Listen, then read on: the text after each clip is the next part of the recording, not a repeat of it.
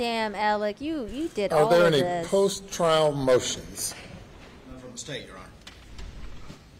Your Honor, we would just renew our previously argued motions for a directed verdict, and at this, on the grounds, on those grounds, we would make a motion for a mistrial and to set aside the verdict.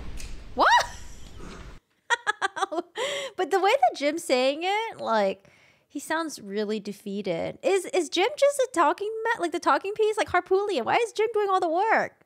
Harpoolian's like, I would not say such things. It would not come out of my mouth. Jim, you do all the dirty work. You go do all the dirty work.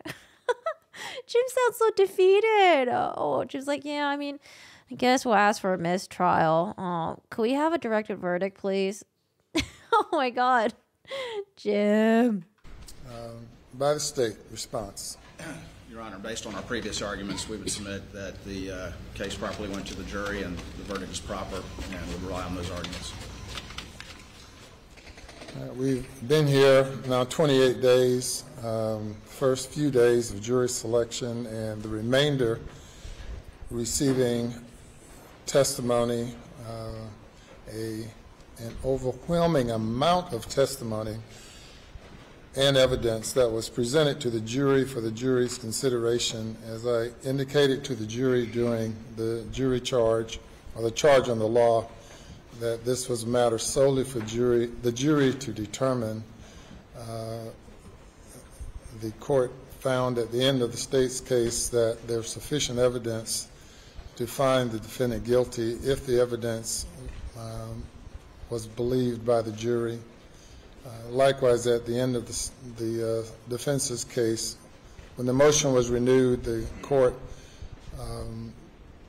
found that the evidence was sufficient for the jury to find the defendant guilty. The jury has now considered the evidence for a significant period of time, and the evidence of guilt is overwhelming, and I deny the motion. Go Judge Newman. Mr.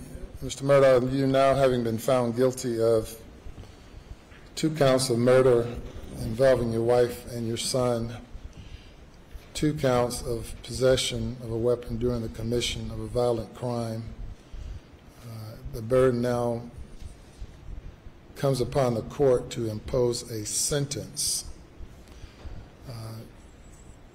Given the lateness of the hour and the victim's rights that must be taken into consideration and complied with under the Victim's Bill of Rights,